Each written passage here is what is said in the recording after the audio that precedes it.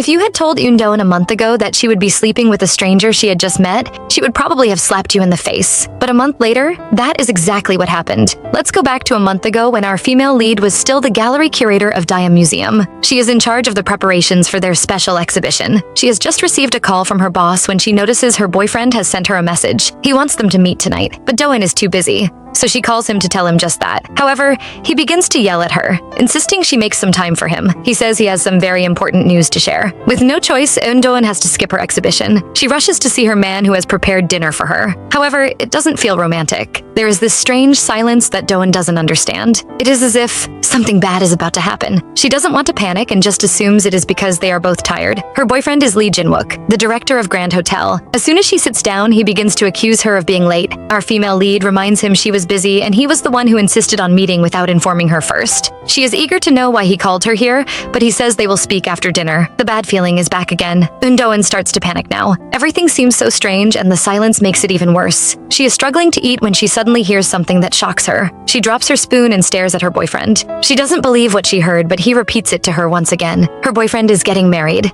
and not to her. Lee Jinwook keeps talking, but Undoen isn't listening anymore. Her mind is racing. She has a million questions to ask her boyfriend. Who is he getting married to? When? But she can't say anything. She decides to just accept it. She has already prepared herself for the worst anyway. After all, every relationship either ends in marriage or breakup. She tells her ex-boyfriend to go ahead and get married, leaving him shocked. You see, Undoen already knew their relationship would never work out. He is a rich heir, while she is just an ordinary woman. No matter how much she desperately wishes for it to happen, they still can't be together. And so she stands up to leave. Jinwook wants her to stay, but she tells him there is nothing left between them. 4 years together and everything is going to end in just one moment. But Jinwook isn't ready to let her go. He tells her he isn't done talking. You see, he never planned to break up with her in the first place. Instead, since they have spent so many years together, he will keep taking care of her and make sure she isn't forgotten. Undoen is sure Jinwook must be joking, but he isn't. He seriously wants her to become his mistress. He has even planned how to keep it from his wife. Undoen doesn't say anything and just touches the scumbag's face. He thinks she has accepted his plan and starts to smile. Suddenly, Doen thanks him for showing her how horrible he can be. Now that she has seen how disgusting he is, she can leave this relationship without any regrets. With that, our girl shoves him away and walks out. Now alone, she can finally cry for the 4 years of wasted effort. And reading the newspaper articles announcing Lee Jinwook's wedding, Undoen makes up her mind never to be involved with a rich heir ever again. But life has other plans for our female lead. Undoen is currently in Hawaii. After she finished preparing the gallery's special exhibition, her boss immediately sent her out to Hawaii for some work. Done with her job, her boss is so grateful she asks her to stay back there and take a vacation. Now in a new city, Undoen is grateful because she can stop thinking about Jinwook. She goes to the vacation spot her boss suggested and is stunned when she gets there. She is amazed by how beautiful the place looks. Everything seems to be sparkling. Our heroine is determined to stop feeling sorry for herself. Ever since she heard of the marriage, she almost killed herself with work to take away the pain. But now that she is done with her work, all that is left is a deep loneliness. But Undoen won't allow it to stop her. Like her father always said before his death, it is better to live without regrets and be happy because life is short. Dune is ready to forget the past and start afresh.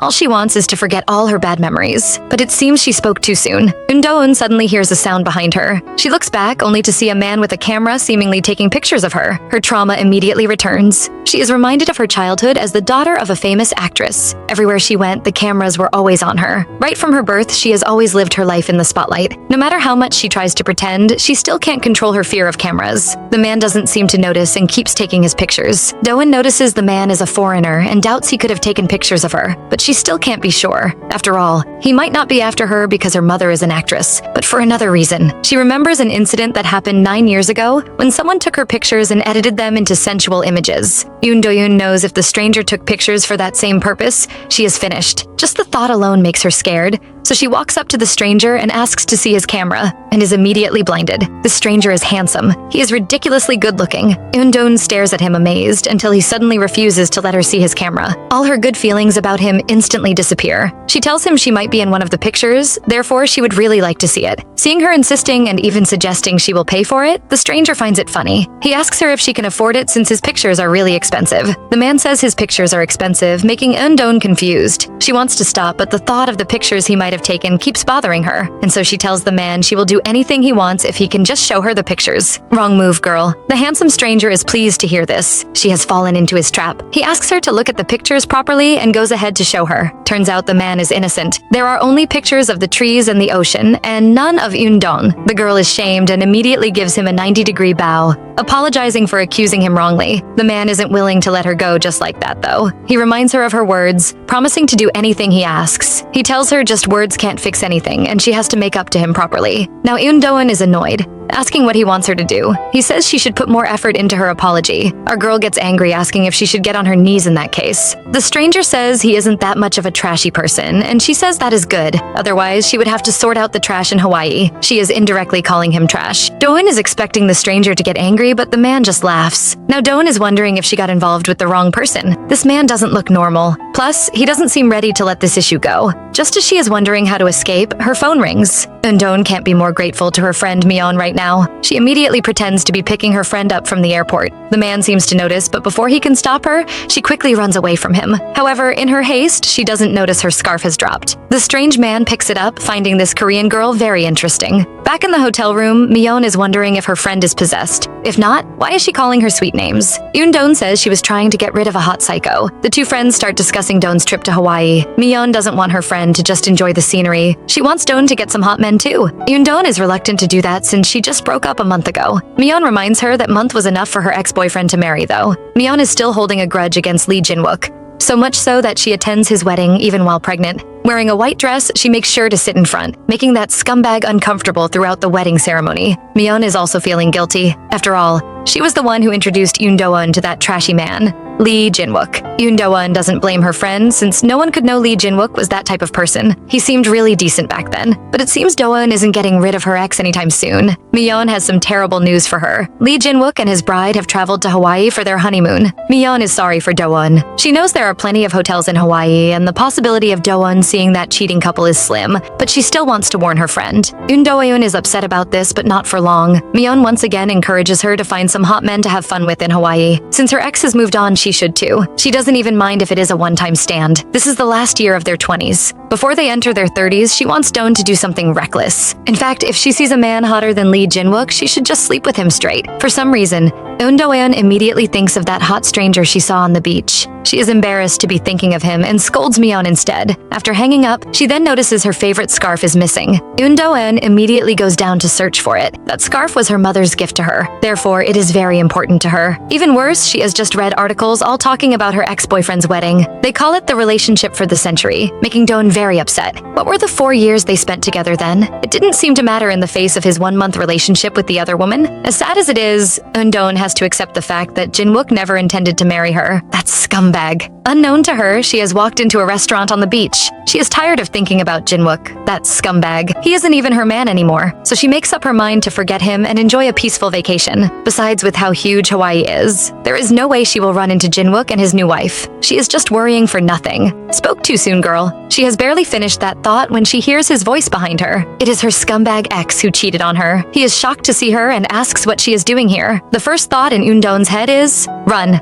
She ignores the waiter bringing her drink and gives him a huge sum of money. All she wants to do is escape from that haunting voice. It is all a waste, however, as the owner of the voice keeps chasing her, asking why she is here. No matter how fast she runs, he still catches up with her. Lee Jin-wook is still as delusional as ever. He believes Eun-dong followed him here. He performs the classic Korean move, pushing her against the wall. He tells her to be honest with herself. Since she followed him here, it proves she still has feelings for him. Meanwhile, Eun-dong is wondering just how shameless this man can get. He doesn't even care if his wife might see them. She tries to explain she is on vacation, but Jin-wook is all in his head. He tells her the offer to be his mistress is still open. All she has to do is say the word. But before he can do anything more ridiculous, someone immediately comes to separate him. The newcomer demands that Lee Jin-wook let Eun-dong go. It is none other than the handsome stranger she met on the beach. Ian McKinley didn't plan to get involved. He was just minding his business, taking a swim when he heard a couple arguing. I don't blame him for listening because the story is pretty interesting. The woman is scolding the man for abandoning her after 4 years of dating to marry another woman. Now, he even wants to keep her as his mistress. Ian is actually enjoying this little story until he notices who the woman is. It is the pretty stranger he met at the beach yesterday. For some reason, Ian decides to help her out. And now we are back to the scene where he asks Jin-wook to let go of Doan.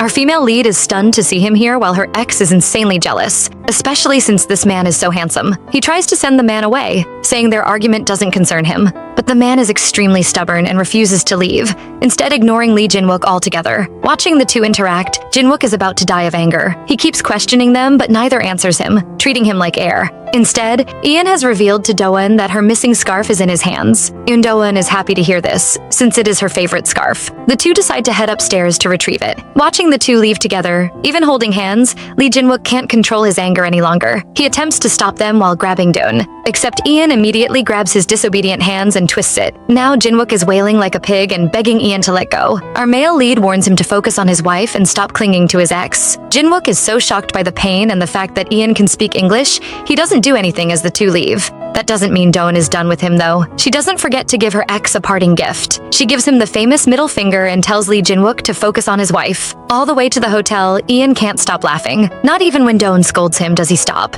After laughing, he asks if she is feeling better. Doeun says she is. Seeing Lee Jinwook's upset face was enough to make her feel better. Doeun is surprised that Ian actually came to support her. She is just feeling touched when the man asks her not to repay him in words again this time. Doeun is reminded of the last time they met and she is instantly traumatized. Only when he says he is joking does she calm down. She finds this man very childish. However, her calm mood only lasts so long. She immediately panics again when Ian tells her the scarf is in his room. I'm very sure our male lead innocently said this, but the dirty-minded Doeun immediately stares at his open shirt and the abs leading down to that special area covered by his shorts. Doeun is so embarrassed by the dirty, not very child-friendly things her mind keeps thinking, she tries to run away. Unfortunately, she somehow manages to trip over someone's luggage and is about to fall on her face. Thankfully, Ian is there to catch her. Our poor girl is about to lose her mind. For some reason, she can't calm down and keeps making these mistakes. Ian takes Doeun up to where he is staying. She is surprised to see it as a penthouse. He lies and says he has a little money. Doeun is unwilling to go inside though, and asks if she can wait outside while he brings the scarf over. He refuses and drags her inside. Even though he gives her some water, Doeun can't calm down. She is too nervous. It seems her fears are justified because when Ian brings the scarf over, he doesn't give it to her, but instead ties it around her neck himself. He says he doesn't want her to lose it again, but I think he should be more worried about losing the girl herself. She is about to faint. Everything about him, from his voice to the feel of his fingers, it all makes Doeun's heart race. And at this moment, Ian offers for them to eat dinner together. He says eating alone is lonely and invites her to join him. Although he gives her a chance to decline, Doeun remembers everything he has done for her, and she agrees. Please, it is totally not because she was tempted by those abs she keeps looking at. She says she will even pay for the dinner herself. In her mind, she tries to convince herself that this is just a thank you dinner. I mean, what is the worst that could possibly happen? Nothing, except the two end up in bed together. I know we all want to get to that extremely steamy scene, but they don't immediately jump into bed, folks. Instead, the two first decide on the time to meet for dinner. Done with that, Ian can't help but tease Doeun when he sees she still isn't leaving and is still staring at a particular spot, those delicious abs. It is only when Ian reminds her he needs to shower that she comes to her senses. Horrified at being caught staring at his body, she is embarrassed and quickly runs away. Like every typical girl, she doesn't waste time telling her best friend Miyeon, who encourages her to go for it. She doesn't even see why her friend is hesitating. Doon feels it is a little risky, because Ian is exactly her type. He is even more handsome than Lee Jinwook. Miyeon is about to drool. She tells Doeun she has to get that man tonight. If Doeun dares to let that man get away, then she would stop being friends with her. Such a good friend. The two are going to see the natives perform a show, and Doeun is very nervous about it. But to her, it seems she is the only one nervous. When she meets Ian downstairs, he seems very calm. The only time he seems stirred up is when a native places some flowers on her neck. He says it is beautiful, and Doeun is about to start blushing, only to realize the man is staring at the flowers. He isn't talking about her at all. Doeun is about to die from anger. So the next time Ian calls something beautiful, she is determined not to fall for his trick again and says the sunset is indeed beautiful. However, he is talking about her this time, and Doeun is so shy that she starts stammering. However, their beautiful evening is about to be ruined because here comes Doon's cheating ex, Lee Jinwook, and his new bride. Doeun is annoyed and upset to see them, especially since they settle down directly behind them. Because of her sitting position, she can see everything they do. Although Ian offers to move tables, Doeun stubbornly insists on staying. She doesn't want to give the couple that satisfaction, but now she can't stop herself from staring at Lee Jinwook's new bride. She is a pretty girl, but most importantly, she is the only granddaughter of Myeongdong's cash queen. Doon wonders if the 26-year-old Choi Seorin knows her newly married husband just asked another woman to be his mistress. Her thoughts are interrupted when Ian blocks her view of the two. She knows ignoring him like this is very shameless, but there is nothing she can do. Even Ian notices and asks her not to force a fake smile for him. He asks her not to look anywhere else, particularly at that couple, but should stare at him instead. Yoon-don refuses to do that though. Suddenly, she is stunned when she realizes they have been speaking Korean all these while. Ian tells her his mother is Korean, so he is Korean American. His confession is about to make Yoon-don go crazy. Not only did they have such an awkward conversation on the beach the first time, she is embarrassed when she realizes he must have heard all the ugly things she and Lee Jin-wook spoke about. Of course, Ian doesn't want to upset her and says he had his earphones in and was listening to music. Liar. When Ian compliments how good she is in English, Eun-doan reveals she lived in the US for 10 years before her father passed away. Eun-doan wants to know how long Ian plans on staying for, and he says for as long as he likes. Doan, though, is just here on vacation and will be gone in 5 days. The two decide to see each other more during that time. To start it off, they need to know the other person's name. Eun-doan gives a fake name, however. When Ian tells her Moana is not a common Korean name, she admits to faking the name. She just wants whatever this is between them to be a memory from her trip. In that case, Ian also introduces himself with his second name, Neo. The two shake hands after introducing themselves. This sweet scene is very annoying to someone else though. Lee Jin-wook is about to die from anger. Why are these two acting all cozy all of a sudden? After the show, Yoon Do-eun and Ian are walking home. Yoon Do-eun tells Ian she had a lot of fun, and then the awkward silence comes back. The two are not willing to part, so they go for some drinks. Wrong decision. Yoon-don is trying to control herself from doing some very naughty things, but you can't blame her. It is all Ian's fault for being too handsome. Plus, she keeps hearing Myeon's voice in her head asking her to take the man too. Do-eun tries to shake those thoughts away, but to Ian, it just looks like she is already drunk. Yoon-do-eun insists she can still drink and gets up to show him what she is made of. However, she trips over her own feet and is about to share a kiss with the ground when Ian once again saves her. It seems Yoon-doon can't endure it anymore. Looking at the man's handsome face close to hers, she blushes and asks if he would like to sleep with her tonight. Go, queen. I know we are expecting to see some action in this episode, but all we see is Yoon-don, who has just woken up from her drunken sleep. She tries to remember how she got here, and when she does, the poor girl is about to jump off the building. Last night, after she offered to sleep with Ian, he not only pushed her away, but also called her action disappointing. Now, Doon wishes there were some holes she could crawl into. She is hiding in the hallway, wondering if she should even go for breakfast because now she has to avoid not one, but two men. But our female lead is seriously down on luck because the man she doesn't want to see the most is suddenly behind her. When she hears Ian's voice behind her, Do-eun is about to curse her luck. She just knew this would happen, but this is seriously embarrassing. All she wants to do is erase the memories of that night. Yoon Do-eun can't breathe with how awkward everything is. She doesn't want things to continue this way, and so she brings up the issue, apologizing for what she said last night. He isn't upset with her though, just wondering if she does one-night stands often. Do-eun immediately denies it. This is actually her first time. What made Ian disappointed really was the thought that she sees him as some easy guy. Do-eun now understands him and assures him she doesn't see him that way. When he says she might have brought it up because of her ex, Yoon-doon doesn't deny it. She even admits he is right. Ian doesn't know if to cry or laugh at this girl's honesty. He tells her the truth. She is exactly the kind of girl he likes. Totally his type. But even though he wants her right now, he will keep rejecting her as long as she is doing this because of another man. Do-eun tries to tell him it isn't because of Lee Jin-wook. Ian lets her know the kind of man he is. A greedy and sensitive person. He doesn't want whatever will happen between them to just be some drunken fling on a trip. He will only have something with her when he knows he is the only man on her mind. And he isn't just going to wait around for it to happen. This time, he is prepared to erase all traces of Lee Jin-wook from her life. The next day, Yoon Do-eun is about to beat Ian up. He immediately guesses that she didn't sleep well last night because of what he said, probably turning and tossing all night. Do-eun is annoyed because he is totally correct, and so she keeps stuffing her face with food. Ian says he also didn't sleep well, making Do-eun happy to have some as miserable as her, except it is for different reasons. He tells her someone turned him on so much last night, and the aftermath was insane. Guys, in case you need to buy some red light, you can just purchase Do-eun. Not only is she red from blushing, even the air around her turns red too. She can't believe this man is being this way. Since he keeps teasing her, she wants to punish him a bit. She lies and tells him she is leaving the hotel today. Her plan fails though, because not only does the man not panic, he even offers for them to leave the hotel together. He even starts to arrange everything, asking her to pack only her clothes and passports and leave the rest to him. Well, talk about biting yourself in the baby girl. Ian is not playing around. He instantly gets a private jet ready and flies Yoon-doon out of the city. Except the girl isn't amazed by it though. When Ian sees her closed eyes and trembling body, he is instantly worried. But turns out the girl is just worried about their lives. She has never flown in a private plane before and is a bit scared. Ian immediately holds her hands and tries to comfort her. He tells her to look out the window, and when she does, all her fears are gone. The place is really beautiful. Seeing her beautiful face and cheerful behavior makes Ian very happy, and he promises to take her to see somewhere even more beautiful. The two arrive at the airport where they are met by a man in a suit. Yoon-doon is amazed when she sees the man bowing and offering Ian the car keys. But before she can question him, his phone rings. Yoon-doon decides to go into the airport and look around while he takes his call. With Yoon-don gone, Ian can finally speak freely. Turns out getting a private plane is the least this man can do. He actually booked a private island just for the two of them. His friend,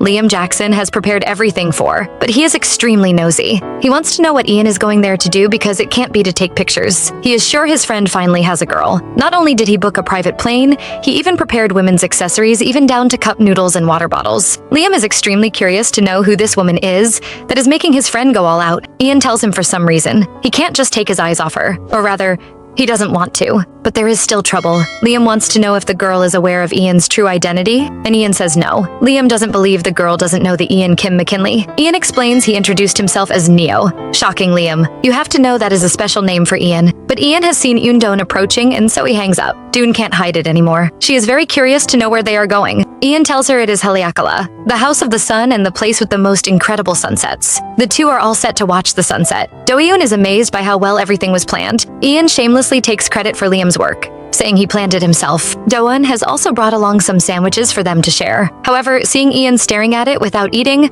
she assumes he doesn't like it. He tells her it is the opposite. He likes it so much, he is easily moved when a girl brings it for him. Seriously, Yoon-don is so beautiful. Even I am stunned by her beauty and doesn't resist when she steals his sandwich. But he definitely reacts when she picks it up and feeds it to him. Just that action makes Ian unable to control himself any longer, and he pulls her in for a kiss. Oh, sorry guys, he wasn't actually going to kiss her. He was just cleaning off some sauce on her lips. Well, we aren't the only ones who misunderstood because Yoon-don is blushing again. Just like us, she thought this man was actually going in for a kiss. Once again embarrassed, all she wants to do is just leave. Doon is having so much fun. Thanks to Ian, she has had so many fun experiences. However, she doesn't expect their third date to involve speeding down an unpaved mountain road that has no guardrails on it. Do-eun is very nervous, even more so when Ian suggests using just one hand to drive. He assures her he has never had an accident and tells her to trust him. I don't know if she did, but they eventually got to their destination, Maui Island. Do-eun is first amazed by how pretty everywhere looks, then by how gentle Ian is with her. Just his action of covering her with his jacket leaves her heart beating faster. The two silently watch the sunset before Ian comments on how strange and beautiful it all looks.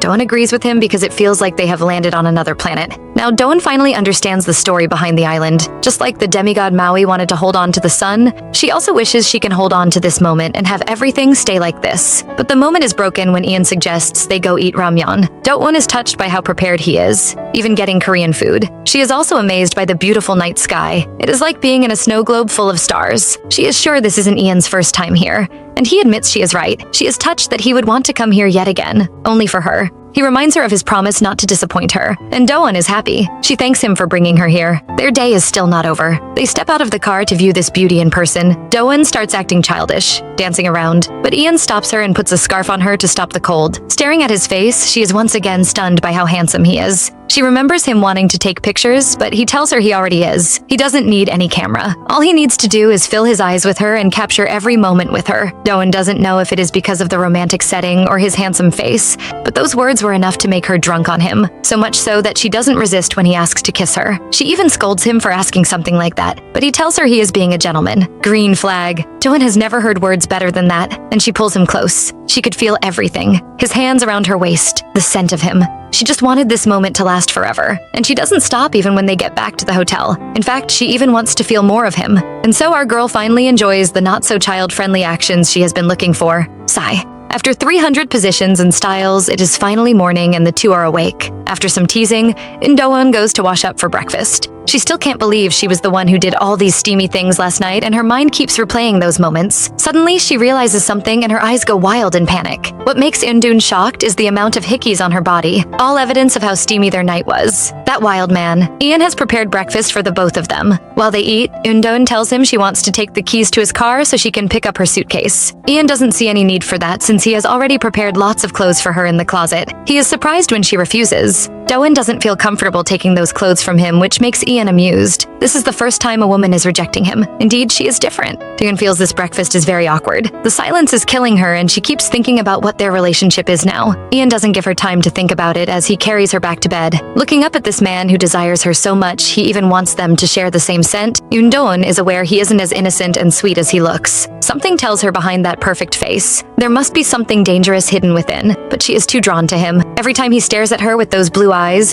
her heart beats faster and she can't bear to refuse him. She knows that what she has with Ian is something that can disappear as quickly as it appears. But even then, she can't control her feelings. She has fallen too hard for this man she barely knows. After spending some time in the bedroom, the lovers go out to the beach to have some fun. They play with flowers and Ian places one on the left side of Do-eun's hair. They even walk on the water and watch the rainbows. Later on, they manage to spot a sea turtle, which makes Ian very excited because turtles are said to bring lots of luck. Do-eun has never been happier. But this happiness doesn't last long. Do-eun knows she has just 3 days to enjoy this company. Soon, she will have to leave Ian and return back to her daily life. She is determined to make the most of the time and starts by pranking Ian. She splashes some water and then runs away, hoping he would chase her. Just like she wishes, he catches her, but her punishment is a deep kiss from him. Do-eun is worried they would be reported for public indecency if they continue. She is disappointed because they have to stop, so Ian suggests they go back to the hotel room to finish things up there. Do-eun refuses because she has already booked dinner reservations for them. The two keep walking until it is sunset.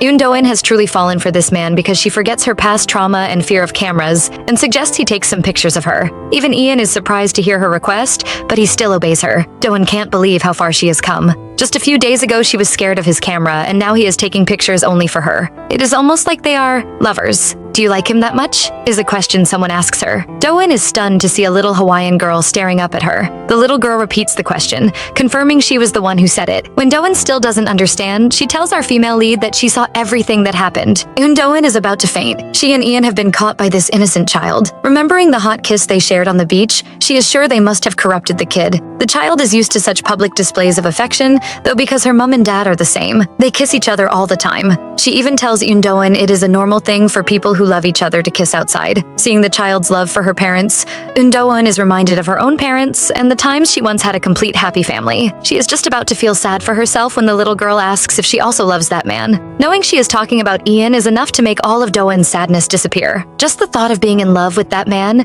makes her turn a deep shade of red. To stop those thoughts, she begins talking to the little girl. The child is called Moana, which happens to be the fake name Do-eun is using. The little girl is very enthusiastic and immediately offers to take Do-eun to go see her grandmother. Since she has been bribed by Do-eun's candy and believes they share the same name, she offers to teach Do-eun how to hula. Watching the little girl run off to ask her grandmother for permission, Ian finds her very adorable. He tells Do-eun she must be really lucky to meet a cute little fairy like this. He even encourages Do-eun to learn how to hula dance from the little girl's grandmother. Watching her dance is a scene he would love to see. Do-eun bursts his bubbles and refuses to learn. She tells him she is super clumsy. He doesn't believe her because, well, last night, her hips moved really well in the bedroom. This man and his dirty talk. The little Moana's grandmother has agreed to teach Do-eun how to hula dance. The three head to the old woman's home where she is waiting for them. The old woman first praises Do-eun for her beauty. She also points out how in love Do-eun's husband is with her. He hasn't looked away from her since they arrived here. Understanding the woman is talking about Ian, who is taking pictures at the beach, Do-eun starts blushing again. She tells the woman he isn't her husband, but the old woman doesn't believe her. After all, in Hawaii, putting the plumeria flower on the left side of your head means you are married. Now Do-eun knows why the lady thought Ian was her husband. That sly man. No wonder he put the flower there. It was on purpose. The woman assumes they are lovers and advises Do-eun to love deeply while she can. This is their time to love and fully cherish each other because life is short. After advising her, the grandmother and granddaughter begin to persuade Do-eun to learn hula dancing. Do-eun doesn't know if this is luck or fate, but she is willing to give it a try. Next, we see Do-eun dressed in the native outfit. No idea where she got that from. And doing the dance. She is pretty good at it, causing a group of people to gather. But no matter how many people there are, she is aware of Ian and asks him to take pictures of her. But he can't. He wants to, but he can't. Because she has stolen all his attention. He can't focus on anything other than her. He has fallen for her so much that night, during their steamy passion, they both confess their feelings for each other. Frankly, I'm surprised these two can still walk. They seem to use all their energy in the bedroom. After, Ian is looking through all the pictures he took of Do-eun. He suddenly calls his friend, who is not at all pleased to be woken up so early in the morning. Well, dear Ian couldn't sleep, so he decided to make someone as miserable as him. It seems Do-eun is really lucky. Ian wants Liam to get a studio ready for him so he can develop Do-eun's photos. However, Liam is shocked to hear this. You have to know that Ian is not just an ordinary photographer. He is Neo, the legendary photographer whose single picture could sell for over $1 billion. He is the famous perfectionist photographer, and that is the man Do-eun has been spending time with. Do-eun isn't feeling very happy today. Why? Because they are leaving Maui Island. She silently says goodbye to the beautiful island, and also to this handsome man. She will be leaving Hawaii the day after tomorrow and is surprised when Ian mentions it. He still remembers. She is disappointed because it feels like the end is near. When he asks her about her schedule for the day, she tells him she plans to do some shopping and have a massage. Looking at the man who used all her energy in bed and made all her muscles ache, he isn't remorseful. He still has the guts to tell her she must be lacking exercise. Therefore, She needs to be more active in bed. She is disappointed when he doesn't offer to spend the day with her, but he comforts her with a kiss. Or he thought he would. That might have been his intention, but Yoon-doon isn't satisfied with just a kiss, making Ian nervous. He thought she was an innocent angel, but she is the she-devil herself. But this side of her, only him can see and no one else. The lovers start to flirt. Ian tells her he is a jealous and possessive man. She jokingly says he must be the dangerous type and she must have made a mistake. He tells her it is too late to regret it now. Once he has his sights on someone, he never gives up. Yoon-doon always thought shopping was what gave her joy. In fact, that is the reason she works so hard. But right now, even shopping can't make her happy anymore. She seriously misses Ian. Remembering he left his key for her, she knows things are getting real serious. Now she is in a rush to get back to her man. But her joy doesn't last that long because an annoyingly disgusting person is here to bother her again. Seriously, she had forgotten about him. This sticky ex, Lee Jin-wook. The man looks traumatized and it seems he has been bothered by her absence, demanding to know where she went. However, Doan is not having his nonsense. She tells him it isn't his business, and guess what this scumbag says? He calls her his girl and says where she goes is his concern. Doan really doesn't know what gives this man his courage. She reminds him he is now a married man, and the name of his partner isn't Yoon Doan but Choi Seorin. Seeing her about to leave, he questions her purity. Did she sleep with that guy? Now Doan is really annoyed. She asks him what exactly is his problem. They ended things maturely, so why does he keep clinging to her? Plus, even calling her new man this guy? He asks her what the name of her man is then, but Doan doesn't know. Lee Jin-wook finds it very laughable that she claims this man is her lover,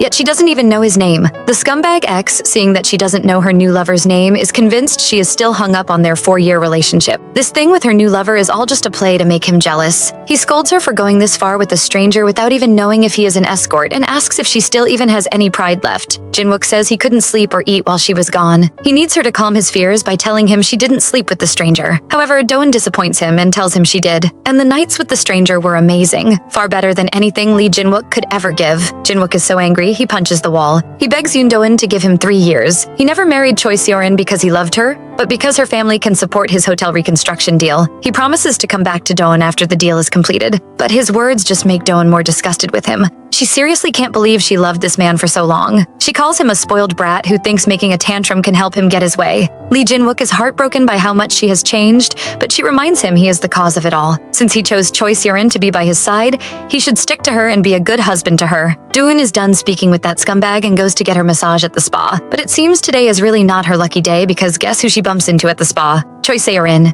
Doon complains to herself, "This place is so large, why does she have to meet the woman her ex cheated with here?" Plus, immediately after seeing the man too. She plans to ignore the woman until she calls her shameless. Doon thinks she misheard, but Choi Seorin says she is indeed talking to her. Doon reminds her she is being harsh to a stranger who she just met. Seorin, however, says she isn't wrong. She remembers seeing Doon at the dinner show with her foreign guy. She finds Doon shameless for clinging to the man. As a fellow Korean, it was too humiliating for her to watch. She asks Doon if she has no shame. Now Doon is sure the woman knows who she is. This is a personal attack. She tells Seorin they were just a couple in love. When she asks the woman if she knows her, Seorin denies it. It just makes Doon even more annoyed. She thought Seorin was a victim too, but now is sure the woman married Jin-wook, even while knowing about her. She finds her very disgusting. And so she refuses to answer the woman no matter how much she yells. She finds herself very stupid for feeling sorry for this woman, but she should still be thankful to Seorin for taking that trash off her. Choi Seorin can't take the silence any longer and asks Doan if she knows her identity. Our girl tells her she doesn't care to know who she is, though making Seorin very angry. She promises to make Yoon Doan regret disrespecting her. Doan doesn't care what the woman is going to do. Before it can turn into a fight, the attendants come to interrupt them, and Doan stands to leave. She doesn't forget to congratulate Choi Seorin on her wedding and wishes her happiness. This makes Seorin even madder. How dare that girl act like she didn't know who she is? Doan doesn't know if she will ever meet Choi Seorin again, but the next time they do, she isn't going to back down. Over at Ian's side, he is busy looking for a studio and trying to buy some jewelry for his woman. He settles on a pretty bracelet with a plumeria design. Back at the hotel, he is preparing for tomorrow. Not only is he going to give Doan the pictures she asked for, he is going to confess to her tomorrow and tell her his real identity. But that day sadly never comes for our couple. The doorbell rings and Ian goes to open the door thinking Doan is here, except she isn't the one. It is a blonde foreign woman who immediately clings to Ian and says she misses him. This lady is not just anyone. She is Samantha Hughes, the daughter of the president of DDC Broadcasting in the US, and Liam's younger sister. Apparently, she has always had a huge crush on Ian, and so traced him all the way to Hawaii. Ian is annoyed to see her, but she isn't bothered by his cold reaction. After all, she has the backing of his father. The old man was the one who told her where Ian was. Ian might not have told any of them where he was going to, but with how powerful his father is, finding out where his son is hiding wouldn't be that difficult. difficult for him, but that is not enough to make him change his mind and let Samantha in. He insists on locking her outside and asks her to find another hotel or get a room. The spoilt princess isn't one to hear no and forces her way in. Clinging to Ian, she reminds him of her identity, who her father is and who her brother is. She is Liam's little sister, and even more, she is supposed to be Ian's fiancée. Ian is forced to let the girl inside, but he is upset. If it weren't for Liam and his father, he would have thrown this woman out. He advises her to focus on her own business because he would be leaving soon. Samantha insists on staying in his room, but he refuses. He directly tells her he has a woman, so she has to get out. Samantha is very angry, but she still refuses to back down. She has one ultimate move she hasn't played yet, but she does so now. Standing up, she simply pulls her dress off, revealing her body. I have to admit, Ian is a very strong man. Even though the spoiled princess has taken off all her clothes, he refuses to even look at her. When he does, he isn't moved by what he sees. No matter how much she confesses her love to him, all he says is for her to put on some clothes. When she tries to touch him, he pushes her away and covers her up. He advises her to still have some pride as a woman. Samantha is desperate now. She wonders if it is this new strange woman that is making Ian push her away. She is curious to know what kind of woman she is. When Ian says his woman is a special woman, he also insults Samantha as he tells her she is behaving like a commoner. Samantha is unwilling. She is Liam's precious sister, so how can Ian treat her this way? Even more, his family already plans to get them engaged. She turns all her attention to the lady he mentioned and asks if the girl is Asian and if she also seduced Ian with a sandwich. She doesn't understand what is wrong with her. She looks down on Asians and believes no Asian woman can love him more than she does. Ian has had enough of her nonsense and reminds her he also has the blood of the Asian. Samantha tries to say he is different, but he tells her even his own father got his brand from Asian wealth. Looking down on the Asians is also looking down on him. Samantha quickly apologizes and begs him to consider his friendship with her brother and forgive her this once. Ian doesn't want to, but he knows if Samantha goes back to tattle to his father, Yoon Do-eun will definitely be in danger, so he has no choice but to forgive her. But he lets her know he is serious about the woman he is seeing now. Therefore, he is going to ask her brother to send her to another hotel so she should leave. Do-eun has no idea her man has just fought a battle for her. She is busy rejoicing now that her muscles are finally relaxed. Remembering all the intense bedroom activities she did that made it that way, she starts blushing. She is already missing her man. Somehow she falls asleep while thinking of him, but a call wakes her up, and that call changes everything. It is a call from her aunt who tells Do-eun her mother just had an accident. Her car crashed into a truck. Do-eun can hardly breathe when she hears her mother was involved in an accident. A drowsy truck driver hit her car. Although her aunt says her life is not in danger, her mother, Lee Hwa-young, is still unconscious. Do-eun can't bear it. Why does this have to happen to her again? She hasn't forgotten the trauma she went through when her dad died when she was 9. It was the same scenario. He was killed by a drunk driver. And now it is her mother. Yoon Do-eun immediately makes plans to travel back to Korea. Although her aunt tells her not to worry, our girl immediately books the next flight back to Korea and starts packing. She can't stop crying as she begs her dad to save her mother. Done with packing, she sees the picture Ian took of her and is immediately disappointed. She never thought this is how their relationship would end. She was even thinking of spending some time with him tomorrow and asking him to be her man. But what they have is too special to let go. Yoon Do-eun doesn't want to leave like this. She doesn't know if it is because she just heard the news of her mother's accident, but she really needs Ian right now. She needs him to hug and comfort her and tell her everything is going to be okay. Do-eun has to admit, her feelings for this man have become uncontrollable, but she doesn't get to see her man as she wished. After knocking for a long time, no one answers. And when the door does open, a woman in a transparent nightgown steps out. The two women are surprised to see each other. Do-eun even wonders if she got the wrong room. Otherwise, why is a foreign woman in Ian's room? Do-eun might not know who the other woman is, but Samantha for sure knows who this Asian woman is. This is Ian's new woman, and it just makes her all the more angry seeing how beautiful Yoon Do-eun looks. She is determined to chase Do-eun away. First, she pretends not to understand Do-eun's English and says her pronunciation is bad. Do-eun is not ready to play such childish games with her, and tells her such racist comments won't work on her. All she wants to know is what this lady's relationship with Ian is. Samantha is mad when she hears that Ian told Do-eun the name of his most secret identity, Neo. Just the thought of Ian liking this girl so much makes her feel bad, and she knows she must never reveal Ian's real identity. So she lies and says Ian's real name is Liam Jackson, and she is engaged to him. Back to this afternoon, Ian has already kicked Samantha out of his room. Plus, he has reported the disobedient girl to her brother who calls to scold her. Samantha doesn't know who she is more annoyed with, Ian who kicked her out after she came all the way out here to see him, or her half-blood brother who thinks he can control her. She is a stubborn girl and refuses to listen to whatever the men say. All she knows is that she cannot give up like this. She knows Ian is someone who will make sure his woman can come to him anytime, so she pretends to be his fiancé and goes to grab the spare key from the front desk. She is rolling around in Ian's bed, enjoying his scent and feeling blissful. It doesn't matter to her if she has to sell her soul. She is going to do whatever it takes to become Samantha McKinley. Her brother calls to warn her to leave Ian alone and go stay at the hotel he booked. Samantha doesn't agree because she knows she has Ian's father's approval. Not only does she keep staying in the room, she also takes the pretty bracelet that Ian bought for Undon. Hearing her brother say he knows nothing about Undon and that Ian just met her recently on his trip, Samantha is sure Undon is an ordinary woman. She feels Don doesn't deserve this kind of bracelet and feels nothing about stealing it. Now she has the courage to show that gift to Undon, claiming that Ian bought it for her. Seeing the design on the bracelet, Undon is heartbroken. Just the thought of it brings back all the memories of her ex's betrayal. She is afraid she might have been fooled again by another man. But even if Ian betrayed her, Undon wants to hear it from him. She asks to see him, which makes Samantha panic. Afraid her lie is going to be exposed, she quickly says Ian is asleep. He is tired because they just had a very steamy, hot night. Undon doesn't want to believe the woman, but peeping into the room, she can see that all of Ian's belongings are still there. Now she is starting to doubt him. Samantha also doesn't make it easy and asks what she actually knows about Ian. She says the man isn't interested in Undon,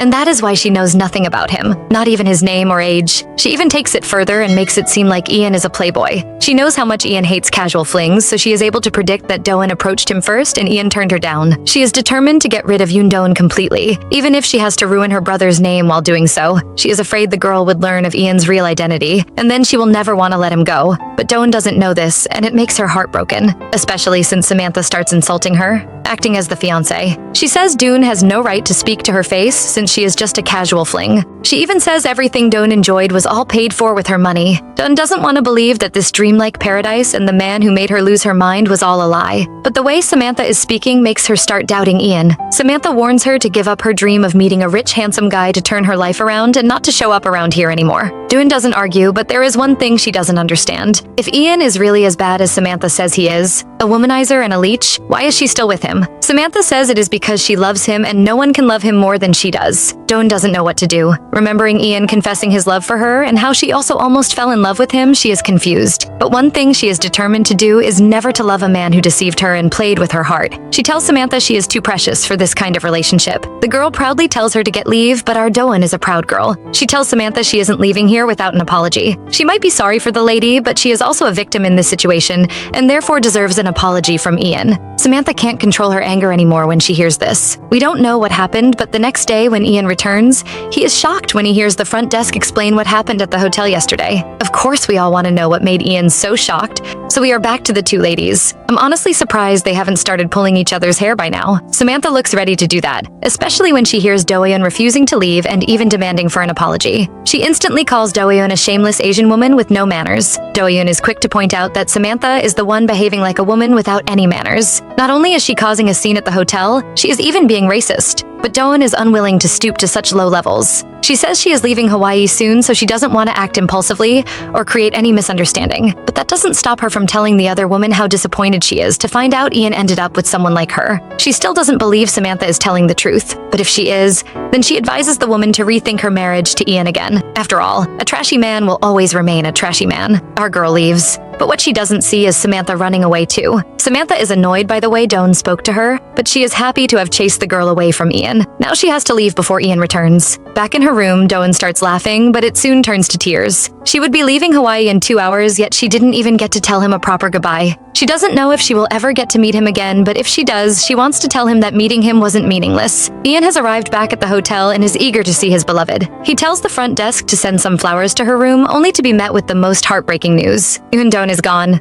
Ian can't believe it. Back in his room, he keeps drinking as he wonders why she would leave without a word. He doesn't know if he made a mistake or maybe, remembering the front desk saying Lee Jinwook has also left too, he believes Doan was only using him to make Jinwook jealous. Now that the man is gone, she doesn't need him anymore. Ian knows she suggested a one-night stand just to make her ex jealous, but because of how much he liked her, he was willing to break his principles for her. He let himself be used all in the hopes of being able to enter her heart. He even took her all the way to Maui in the hopes of completely winning her heart. His mind was always filled with thoughts of her. Thinking about her confession during their steamy night, he is convinced it was all just pillow talk and finds it funny that he believed it. She probably said it without much meaning. Although he wants to ask her why she left without a word, he has already made up his mind long ago not to be like his mother. Anybody who abandons him, he will also discard them the same way. And with that, our male lead packs up and prepares to head to New York. Left behind on the bed are the pictures of Doan he planned to give her. Our couple have finally separated. It has been a month since that day. Doan is so happy. Even her hair forms a heart shape. She is back at the gallery, enjoying her morning routine of looking at the artwork. She has several reasons to be happy. First, her mother is still alive. Seeing the date on the calendar reminds her of a month ago, coming back to the hospital to see her mother. Although her mother tried to reassure her she was fine, Dawn was very upset. She was really afraid her mother was going to die and leave her all alone with her brother. Now, not only is her mother getting better, even Mion has given birth to a cute baby. She sends Doan a picture of the baby sleeping, which Doan finds adorable. But her happiness is cut short when she sees the picture she took with Ian. She starts feeling sad as she wonders when she would see him again. If only she knew her prayers are about to be answered. Her employee suddenly rushes into her office and tells her there is a situation she has to see for herself. Yoon Do-yoon is scared and follows the assistant out, but nothing prepares her for what she sees. When she steps into the room, she sees a man waiting for her, a handsome foreign man. It is none other than Ian, back to a month ago. What Doan never knew is that Ian always knew who she was. He had overheard Lee Jinwook calling her name while they were arguing. That argument was what drew Ian to her. But what first started out as curiosity soon turned into something serious. Ian realized he was now doing things he would normally never do. Also, he could just catch her attention. Remembering all the times they spent together, he isn't ready to let go just like this. He wants her to tell him the reason why she left. A few days later, Ian is back in New York with his best friend, Liam Jackson. Turns out Liam is convinced his sister Samantha must have done something when he hears Ian say things didn't end well for him. He is afraid his sister has caused some trouble, making Ian and his woman break up on bad terms. You're correct, sir. Ian doesn't think this way, though, believing Doan could not have met Samantha since he sent her away quickly. But while his lips say things are over, his heart still trembles when he sees a woman who looks like her. He chases after her only to find out it is the wrong person. Ian knows he can't go on like this. As much as he hates to admit it, that annoying Eun-don has stolen his heart. He finally can't control it any longer and wants Liam to tell him her real identity. Liam had already gotten it prepared back then, but Ian refused to listen. Since his friend is willing to know, he tells him everything. From the place Eun-don works to who her mother is. Hearing her mother is an actress, he finally knows why Doan is so beautiful. Liam even manages to find out about her last traumas. Due to being under the media's eyes since she was young, she developed a fear of cameras. Now Ian understands why she asked to see his photos back then. Liam finds it funny because Doan is afraid of photos. But Ian is a photographer. Her fear became worse 9 years ago after someone illegally photoshopped her into an adult site. Because it was professionally done, Doan became a target for malicious comments back in the country. Just hearing all these makes Ian feel very sorry for her. And maybe that is why he has come to find her. Eun-don immediately sends her assistant away when she sees the person is Ian. However, she doesn't want to talk to him or even look at him because everything keeps reminding her of their time together. She doesn't want to show any weakness and says she has been well without him. He, however, admits he has been having a hard time because he keeps thinking of her. Doon isn't ready to have this conversation with him and starts talking about business. She plans to find someone to accompany him so she can leave, but stops when he asks her if she is running away from him. Seeing he can't catch her attention, he decides to use her job to trap her. He says he is ready to become a collector. She asks him if he is really planning to buy a piece, and he tells her he can afford it. Now that he has said that, she has no choice but to personally accompany him and show him all their art pieces. Seeing how much Daeun likes a painting of the night sky, he says he will buy it for her. However, Daeun can't accept it. He is an engaged man. Plus, she still remembers his fiancé saying all the money he is spending comes from her pocket. To spend such a huge amount on her, she wonders if his fiancé knows he is wasting her money this way. Ian McKinley is confused hearing Daeun say things like fiancé and spending her money. It is like she is speaking a strange language. It seems they really need to have a serious conversation. He goes ahead to buy the painting, ignoring her protests. He gives her just 2 days to finish wrapping up the painting. He would send a representative to handle the purchase. However, he is only buying on one condition, that she personally brings the artwork over this house. Doan starts to be stubborn again and asks what he would do if she refuses to, but she seems to have forgotten how childish Ian is. He tells her he will file a report against her if she refuses to come. Doan is more concerned about the price of the artwork, but Ian doesn't care. After all, he is using this way to buy her time. Seeing the man behaving like this reminds Eun-don of their time together in Hawaii. He says her time is valuable and therefore asks her to quote the highest price possible. Eun-don is annoyed because her heart has started acting up again. Ian is determined to meet her in 2 days. Seeing she doesn't protest anymore, he leaves. Her assistant is curious about the handsome stranger. She doesn't believe Doan doesn't know him because the two of them seemed really close. No matter how Doan tries to explain, the girl doesn't believe her and thinks the two are having a secret relationship. Until Doan says he is already engaged. Doan can't think straight. She is not only annoyed that Ian showed up, but that he showed up so late. She keeps thinking about the woman who claimed to be his fiancé, but she is beginning to have her doubts about what the woman said. She keeps thinking of him even when she goes to the CEO's office. Her mind is so filled with him, her boss has to call her 1,000 times before she comes back to her senses. The lady has heard about the collector who visited today and wants Doan to personally oversee the wrapping process, so there are no mistakes. She tells Do-eun she will be the one handling the contract. Do-eun is surprised by how far Ian is going. She tells the CEO about Ian's condition, asking her to deliver the painting personally. Her boss is quick to sell her out, however. When Do-eun tries to refuse, she says Do-eun must have earned the collector's trust. It isn't a difficult request, so Do-eun can just handle it. Just like everyone else, she is curious about the relationship between the two, especially since Ian told the woman he knows Do-eun personally. Not only that, he said the full amount instead of a deposit, with only one request, that Do-eun gives him a separate explanation of the artwork. Do-eun immediately remembers him saying he is buying her time, and indeed he is. She can only tell her boss she met Ian privately. Her boss seems to have something to tell her, but later decides to keep it to herself, leaving Do-eun confused. Liam is also shocked to hear that Ian is sending such a huge amount just to buy some artwork. Although Ian claims it is an investment, his best friend knows he must be buying it to impress that woman. He doesn't want Ian to forget how she abandoned him without a word. Ian is fully aware of that, which is why he is trying to figure out why she left him. At first, he only went there so he could completely cut off any feelings he still had for her, but just seeing her made him realize how much he still wants her. Liam doesn't understand why Ian let him call Do-eun's boss then. He could just have let Do-eun handle the contract herself. Ian, however, is aware the gallery is just being used for money laundering, and he doesn't want his beloved to get involved in messy things. Liam is impressed by Ian's concern for his girl. They hang up with Ian feeling nervous. He can't wait to meet her tomorrow, and when he does, he doesn't forget to tease her, calling her Moana in front of her workers. Do-eun is instantly pissed since she knows he said it on purpose. The workers seem to sense something and drop the painting, immediately running off. Soon, the two lovers are left alone. Do-eun also tries to escape, but how will Ian let her go? He reminds her they have to check if the painting is real, a process even she has forgotten. She doesn't know why she always seems to turn into an idiot before him. She is busy scolding herself when Ian suddenly steps up and touches her lips. Do-eun immediately starts blushing, but Ian says he was just stopping her from injuring herself. Do-eun knows she will lose control if they continue like this. She just wants to get straight to work and then leave, but Ian refuses. He asks her to sit down, but she also refuses. He keeps teasing her and calling her Moana, making her mad. She tells him to call her manager, but he refuses, and even sticks his tongue out at her. Do-eun is so angry. She finally calls his name, which is what Ian had been waiting for. Seeing her refuse to call his name, he thought she had forgotten all about him. He immediately moves closer to her. Feeling uneasy because of the pent-up tension, she pulls back and declares that she could never forget his name. After the time they had in Hawaii, how could she? She doesn't stress about it, though, and decides to get back to work immediately. Ian, however, does admit that he is glad she remembers his name, but he is curious to know when she'll get tired of calling him Neo. He'll feel better if Do-eun asks about his real name, but she ignores him, believing she already knows it. Liam Jackson. The name his alleged fiancé told her. For the next few minutes, she focuses on the painting, setting it up and him confirming its authenticity, while Ian watches her do her job. He tries to tell her the painting was okay there, and he just wants to talk. But she remains adamant, desperate to finish up and leave because he is staring at her so much that it makes her heart flutter. In a split second, she pays more attention to his stare than she does to the painting and almost drops it. It's worth millions, so she tries to save it and almost ends up on the floor in the process. Fortunately for her, Ian is swift, catching her before she drops, without paying attention to the painting. She doesn't need glasses to see that this is kindness and is baffled because he cares so much about her. Once on her feet, Do-eun gets back to work while Ian gets her a drink. It's liquor. Maybe that's why she declines, informing him that she doesn't drink while on duty. He acknowledges that and decides to back off and let her finish, but that doesn't take away the building up tension that she is desperate to get away from. Her determination helps her conclude setting up the painting for him, after which she shows him signed documents to confirm the authenticity of the piece. Once that's done, she announces her intention to leave, only for him to stop her. He is tired of her stubbornly keeping things formal and wants to discuss with her on a more personal level, now that she's done setting up the painting.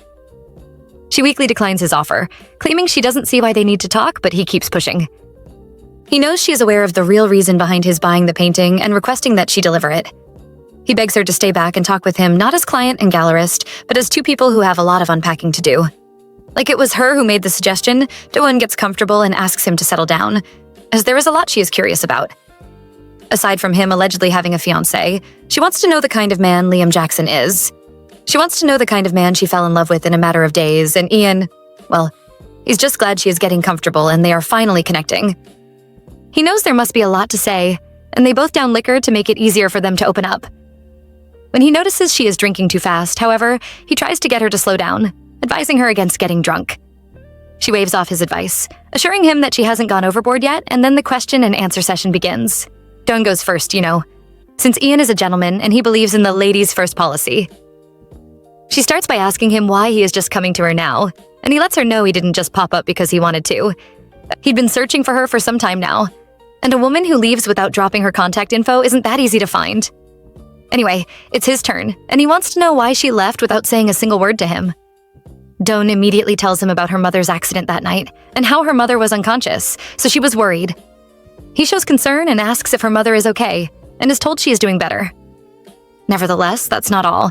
She tells him that she went to his room to see him before she left, but was greeted by another woman who claimed she was his fiancée.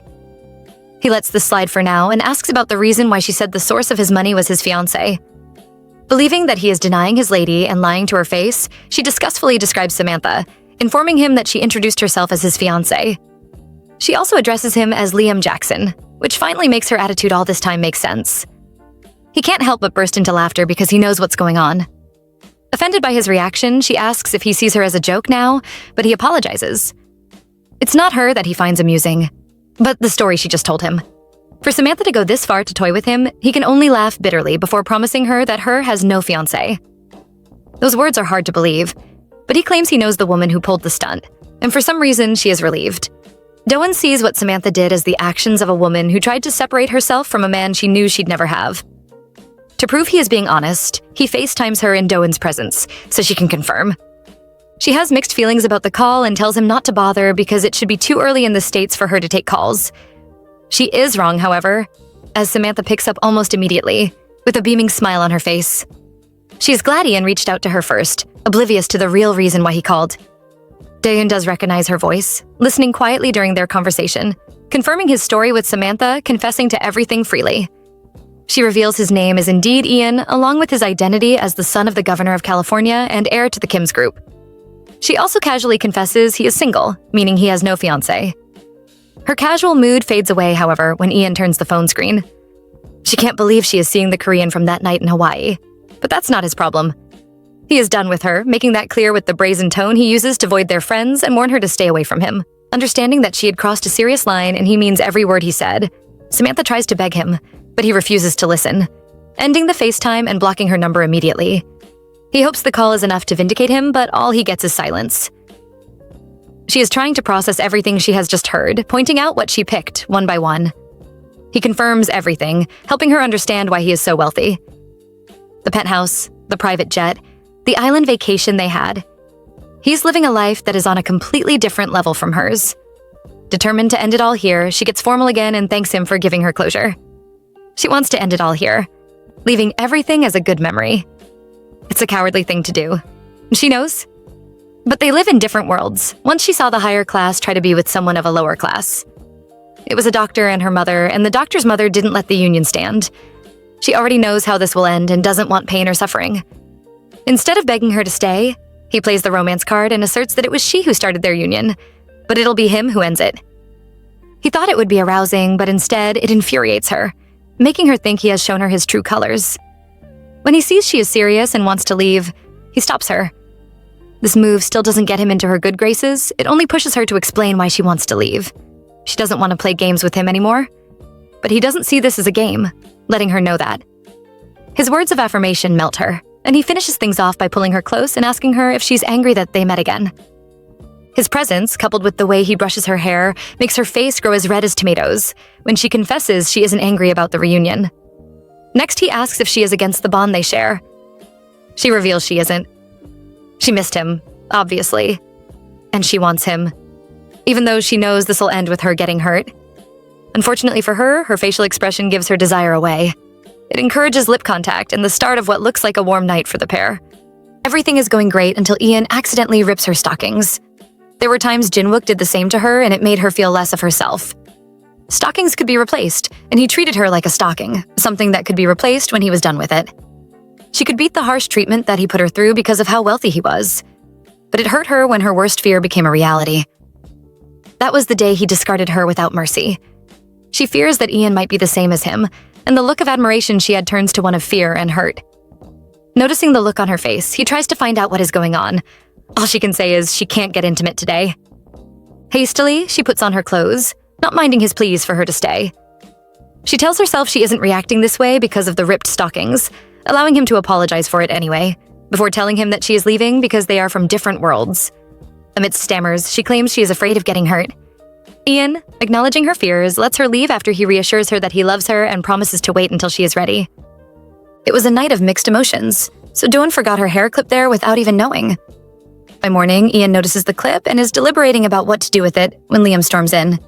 He wants to know why Ian didn't pick up his phone yesterday, but all he gets as a response is, because it was annoying. Hearing this gets him pissed, as not only did he announce the retirement of Neo, leaving every gallery in the world begging for a final piece from him, but he also left for Korea without saying a word to his father or grandfather, and finally, there's Samantha, who is mad he rejected her again and complained to him. If I were Liam, I'd be mad too. But Ian doesn't understand. He thinks all this should just be a normal Tuesday for Liam. Truly, all that doesn't even matter to him. What does right now is Dawn, and how he thinks she was comparing him to her ex. Curious, he wants to know if he looks like a bad person. With no other choice than to play counselor, he sits back and starts by praising Dawn for being real with herself and not accepting being clouded by fantasies. From his standpoint, love has to be between two compatible people, and he doesn't think she can handle Ian, the same heir of the Kims group. Liam reminds him that although his grandfather may be cool with the union, his father won't be. He thinks he can sidestep his father's approval, but his assistant thinks differently.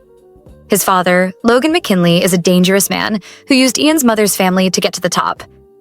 His father also has plans for him, and if Doan comes into the picture and affects that plan, she could get hurt. Boldly, he gets up with an idea that goes against everything Liam was trying to explain. He thinks it's best he fight for her, since he has fallen in love with her. He has a plan, and that involves him heading back to the States. Because it'll be him to clean up the mess that's about to be caused, Liam begs Ian to tell him what he is about to do. All he does is tell him to book an appointment with the director of the DM gallery. Unsure about her decision, Dawn consults her friend Myeon to talk about it later on.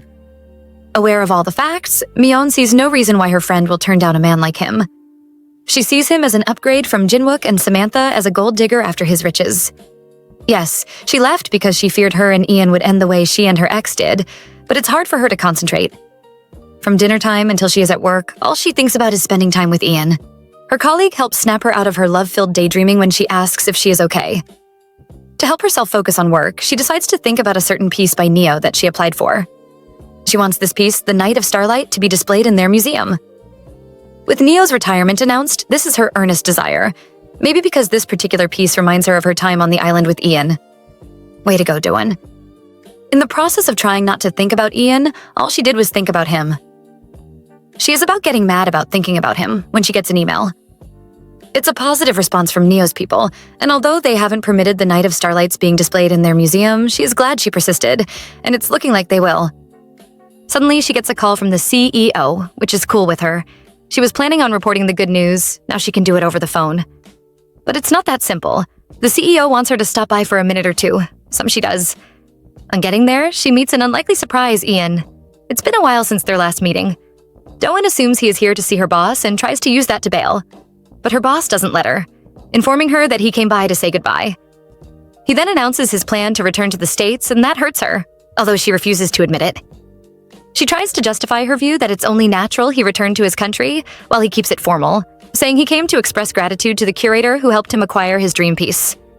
Both the CEO and Doan thank him for his kind words, and her boss plans to say more, but gets interrupted by constant calls from her divorce lawyer.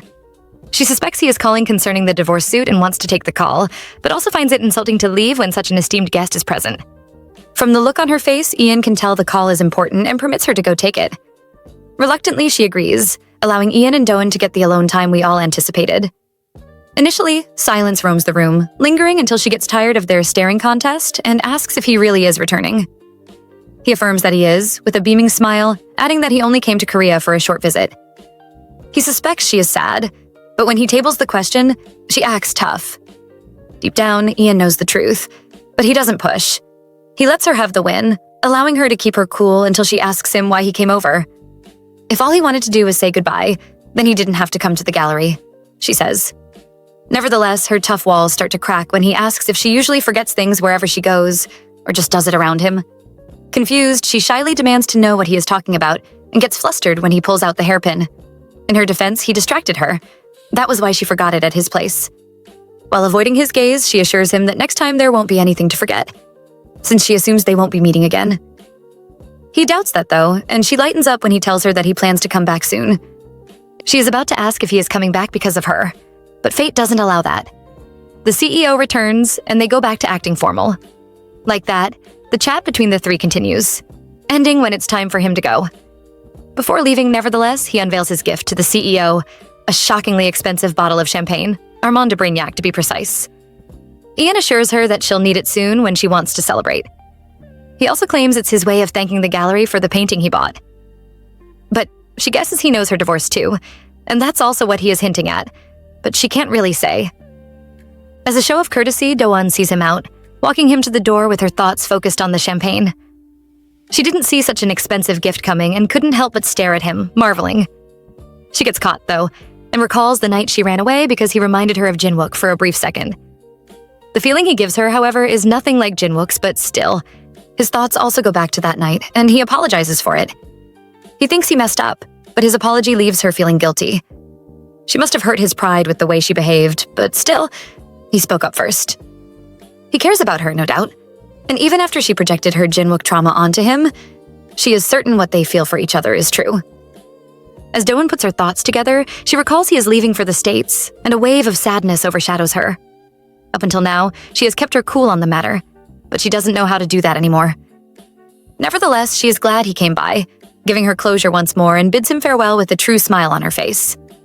Before leaving, though, he promises to be in touch, but she can't bring herself to believe that. She captures this moment in her heart nonetheless, staying back to watch him leave like the passing breeze she thinks he is. Days go by after that, and Do-won is doing fine. The CEO, on the other hand, well, not so much. She is so stressed that when Do-won comes to see her about work, she gets dismissed. Returning back to her post once more, all our girl can think about is Ian. Her thoughts shift from him. Soon, however, when her coworker, Hyo-jae, calls her attention to some news on the monitor. Worried by Hyo-jae's reaction, she hurriedly peeks to see what the fuse is all about. To her surprise, it's news about their boss CEO Kang getting a divorce. The article explains the woman's mood, but also means she might lose her position in the Diam Gallery. With so many questions troubling her, she hits up Ian for answers. He's a smart man, plus it's late at night on his end, so he can tell she didn't call to have a casual chat. Thing is, she didn't even mean to call him in the first place. She was trying to get to CEO Kang, but accidentally called him instead. She doesn't tell him that, though, and goes with the flow, informing him about the article she stumbled upon. She is distressed, but he advises her to trust CEO Kang, explaining that she must have filed for the divorce with a plan already in place.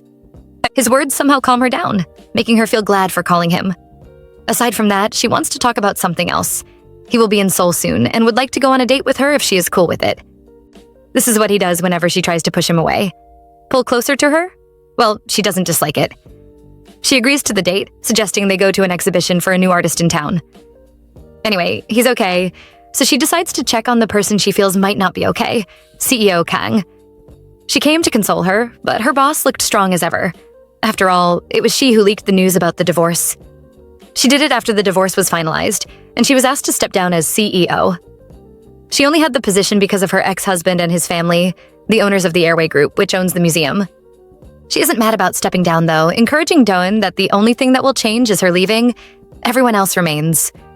She holds her head high as she airs out her hope that Do-won continues well with the new CEO, adding that her successor is at the gallery right now, getting a feel of the place. Miss Kang wants Do-won to stay back and say hi to her new boss. Do-won is anxious to see the new boss. Tension is in the air, lasting until their topic of discussion walks in. The new CEO is Choi Seo-rin, Jin-wook's wife. It feels like a script written in hell. Unhappy with the new development, she leaves the office, walking back to her post when the new CEO hurries after her. She came to run her new position of Do-won's boss in her face, acting like she got the position without much of a hassle, but that's not the case. It all started when this shallow woman heard about the divorce and the new opening in the CEO position. She knew Diem was where Do-won worked and went on her knees to beg her grandmother to get her the spot. She acted like she wanted it for goodwill, and that's why it was given to her. Now she is here bragging that she always gets what she wants. Do-won refuses to believe she got the position so easily, so Choi Seo-rin willingly shows her the second reason why she got the position. Her grandmother donated a piece to the museum, a final piece from another artist that was in her family's private collection. Do-won can't do anything to stop this, but things aren't looking nice for her, with Choi Seo-rin reminding her of Hawaii and how she promised her she would regret disrespecting her. To that promise, she adds a threat to make her work life miserable, and she honors that. She stops as low as possible, affecting sales and taunting Do-won. making sure she looks incompetent before everyone. Even after she steals Doeon's artist, the poor lady tires to stay strong. Things are so bad that Hyojai is pissed with the way she is being treated and tries to encourage her when Choi Seorin summons her. This time, like other times, she called her to rail on her with insults, doing so, with Doeon taking it all.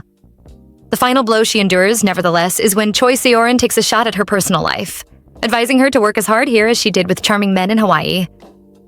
Initially, she hoped she could endure, and they'd see eye to eye with time, but this shallow woman just threw that option out the window.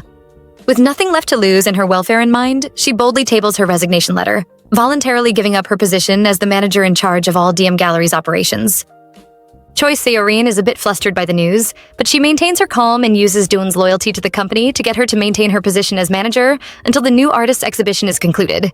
In a matter of days, the time for the exhibition arrives. It's her last day at DM, but she takes it on like it's every other day, ensuring that everything is done with perfection. She works so hard that Hyojai has to speak up. She isn't good at goodbyes. Even so, she praises Doeon for standing strong.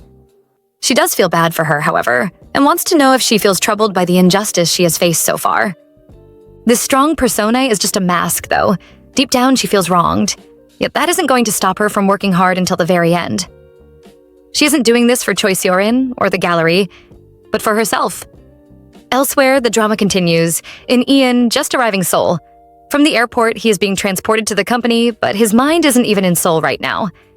He is deeply thinking about the talk he had with his grandfather prior to his coming here. He told his maternal grandfather, Kim Soo-dong, founder of the Kim's Group, that he wanted to manage the head office in Seoul and not the one in States. The old man tried to talk him out of it, but he refused to acknowledge that his place was in the States. His grandfather was no fool, nonetheless. He knew his grandson wanted to go to Korea because of Doeon, yet he couldn't stop him. Ian being his only grandson, he wanted to keep his close.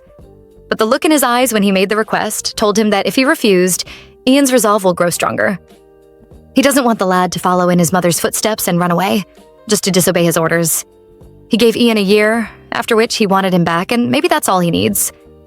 Back to the snooze fest of an exhibition, things actually start to wake up, with the arrival of the VIPs. In attendance is Jinwook, and she welcomes him like she did other guests, making him feel uncomfortable. He came in with Choi Seorin's mother, who she welcomes eagerly. Jinwook, on the other hand, is focused on Doon. Is it lost or shock? We'd never know. But his mother-in-law averts his focus from her by admonishing him to greet his other in-laws in attendance later on. He will, no doubt, right after his wife escorts him in, but instead of doing that silently, she uses the opportunity of Jinwook, Doeon, and her being present to try to humiliate her. She does this by ordering Doeon to pour her wine, but he doesn't let that happen. First, he reminds Choi Seorin of the servers around who she can call to pour her a glass, yet she presses, and he offers to pour her a glass himself. Still she pushes, forcing him to ask her to stop causing a fuss. His stern final warning makes her quake and back off. Still, it doesn't look like that's the last we'll hear from her. The exhibition continues, uneventful. The hour for the unveiling arrives soon, and after a vote of thanks to first the artist and secondly her grandmother who donated the piece, she unveils it. The second the veil dropped marked the end of Doeon's last day in DM Gallery, to her at least. To Choi Seorin, it isn't over yet. Why she is so jealous of Doeon? No one knows, but she doesn't see her as someone worthy of the job at the museum or a table husband like Jinwook. That's why she continues with the speech after the unveiling, discrediting the old administration and accusing it of being involved in some dirty things, with the gallery as a cover-up. The vice that stands out in her list is trading of the body in exchange for favors. In the presence of everyone, she coins her speech in a way that it looks like Doeon is the person she is talking about. She does this by announcing the acknowledgement of her resignation for certain reasons. Everything she had been doing was building up to this moment. A change to stoop as far as publicly shaming Doeon for no just reason. All eyes are on her now, piercing into her soul with ice-cold gazes. 9 years ago, she faced something similar to this. One morning, when she woke up to meet over a dozen calls and text messages from people, including Myeon. Unaware of the reason for all this, she called her friend back to find out what was going on. Myeon, as calmly as she could, told her about a leak that was filmed and posted online. Everyone thought it was her, but it wasn't. She was certain it was a deepfake. Someone was targeting her because her mother was an actress. The ignorant masses didn't care. They all had things to say about her, and she prayed for all the comments to stop. 9 years after that, a similar accusation is being thrown at her, not in video, but in words. Choi Seorin, a woman shameless to the bone, after her little show, orders security to escort Doeon out. For her to go out this way and let this woman win is something she can't stomach. So like Choi Seorin expected, she dropped her cool and tried to defend her image, demanding for proof for all the claims made. Unfortunately for her, all the proof the people needed was Choi Seorin's words. They didn't see her as someone who would stoop as low as throwing false allegations around. Even her mother believes the lies, having all but good things to say about her. The old lady finds it funny that she wanted to get married into Jinwook's family, but he knows it's all a lie. By the time Ian arrives, the commotion has died down. He has no idea what's going on, but is glad when he bumps into Hyojae. He tries to ask about Do-won. She's late for their date and he's worried. But the new CEO, at the mention of Do-won's name, appears. Triumphantly, she informs Ian that his girl is no longer their employee. She watched them see her out. Yep, he just missed her. Maybe if he came earlier, she wouldn't have been left alone, exiting the premises in shame. She had stayed strong for too long and cried on her way out, due to the humiliation she faced. 3 days after, she is still being disturbed by nightmares of the exhibition night. She is woken by Myeon's call. Her friend has heard from a family member what transpired at the auction and is so worried about Dawn that she wants to abandon her family trip and come to her. She is talked out of that, though. What kind of friend would Dawn be if she let her come? Even though she is not okay, she keeps her smile until the end of the phone call. Once it ends, she assesses her life, wondering where she went wrong. At 20, she was faced with the leak, and now she is getting stigmatized because of unjust claims. She can't see where she went wrong. She worked so hard to live her life right. 9 years ago, she was lucky to get the makers of the deep fake and drag them to court, but that didn't take away some of the damage their actions caused. When she was younger, her wonderful father told her about Article 10 of Korea's constitution that gave its citizens the right to pursue happiness. He encouraged her with it and admonished her to stay happy. His words through the years were her source of strength. With time, it has become but a distant memory.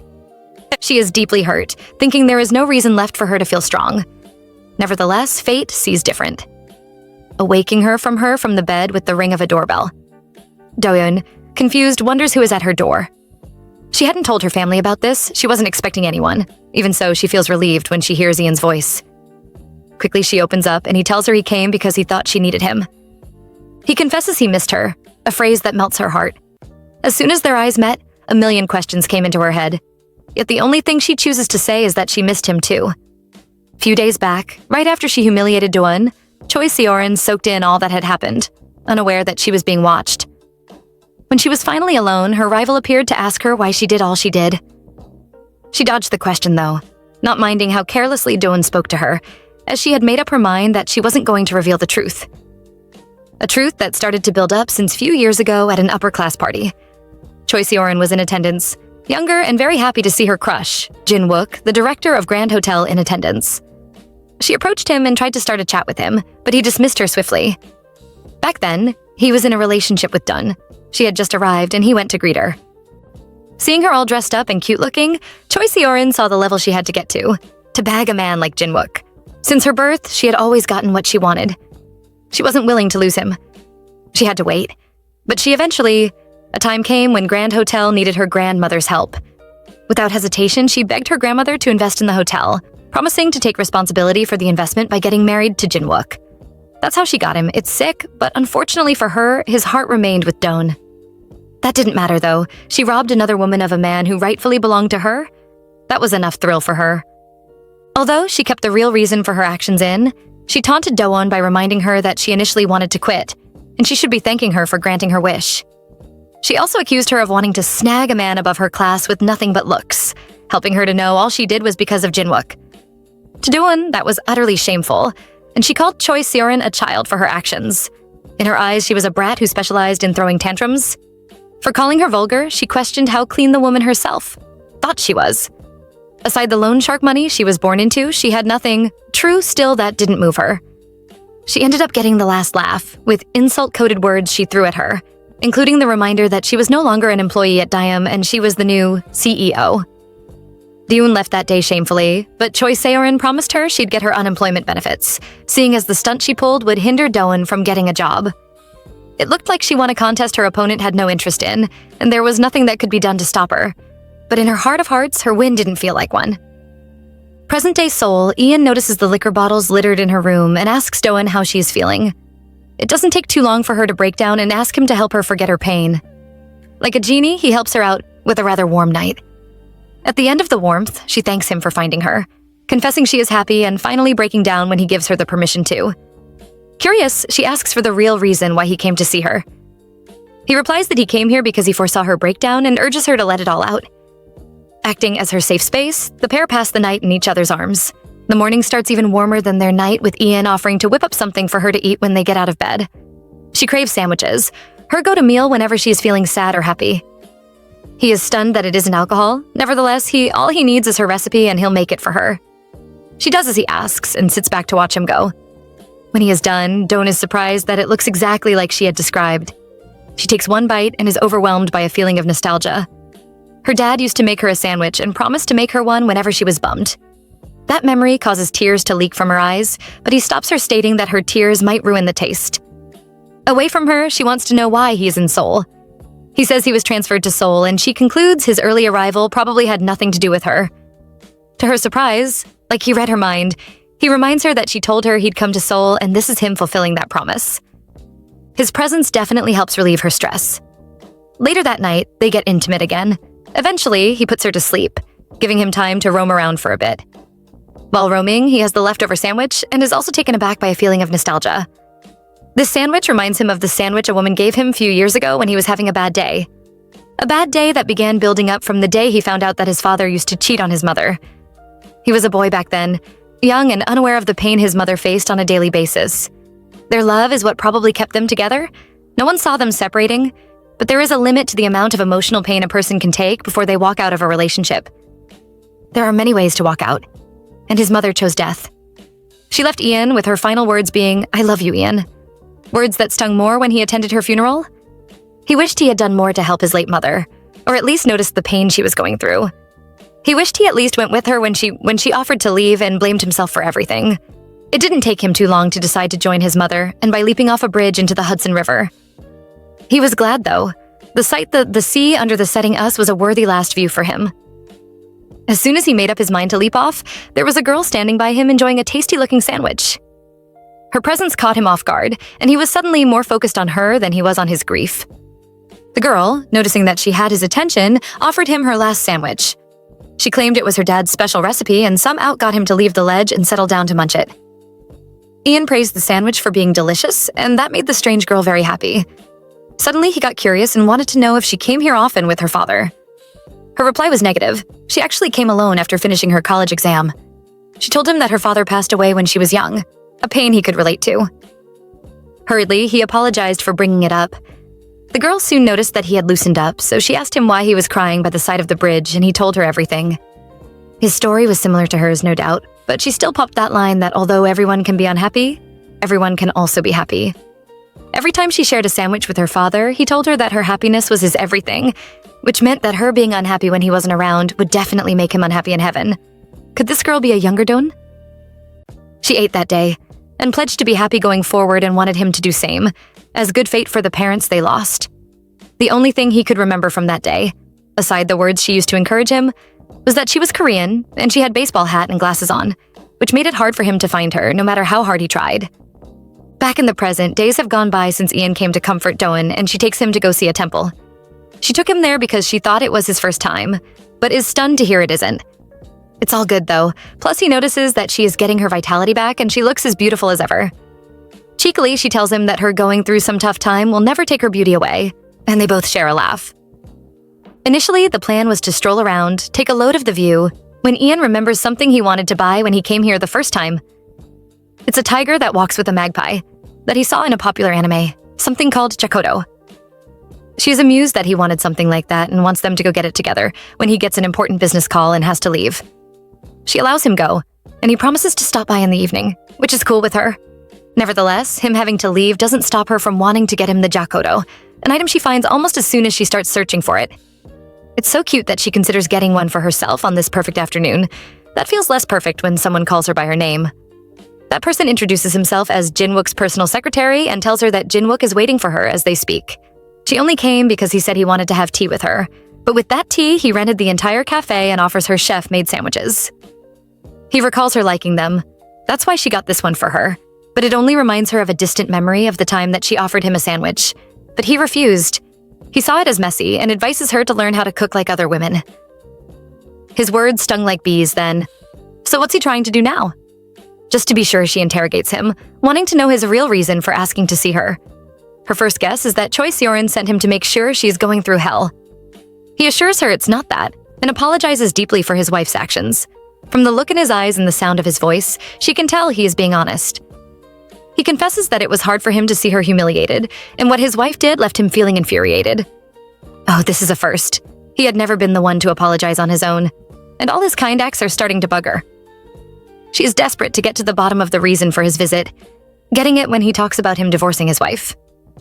He claims he didn't make any empty promise to her, and pulls out a prenuptial agreement which he gives her to inspect. The contract had every detail of the marriage put down, from intimacy to their divorce. The contract allows both parties to cheat, and neither party to object when divorce is filed for. Is this what Choi Seorin calls a win? Her husband coming to his ex to reveal personal information to her and begging her to come back to him, as he no longer wants to choose the hotel over her. He is willing to file the divorce immediately, confessing that after he saw her with Ian at Hawaii, he was hurt because his heart tells him that it was him who was to be by her side. Finally, she shamelessly reaches out to her, promising to provide for her financially if she came back. But this Korean woman is a woman of honor. Without giving his words a single thought, she bathes him with the cup of water on the table. She hopes that's good enough a response for him and leaves, however. The more she pulls away from Jinwook, the more he wants her. He is determined to win her back, a dream that's next to impossible right now. Later that night, Doan gets ready for her date with Ian. Once she is done, she gets a cab and they head towards the restaurant he is waiting at. During the ride there, though, her thoughts drift off. Right there in the car, she plays back her entire time with Ian, starting from their first day in Hawaii, to their desire for each other, then the Samantha incident and other incidents that helped her understand that she really liked Ian. Eventually, she arrives at the restaurant with a face as red as a tomato when she sets eyes on him. And she is blushing, trying to keep calm until later on during their dinner when she confesses that she is in love with him.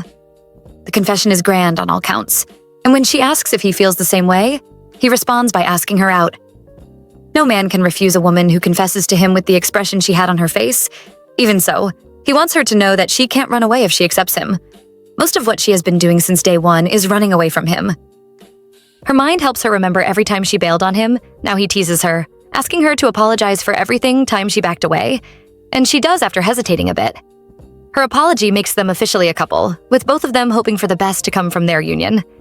Nevertheless, she has one condition. Things aren't supposed to get serious until after 6 months, meaning he has 6 months to scram or stay.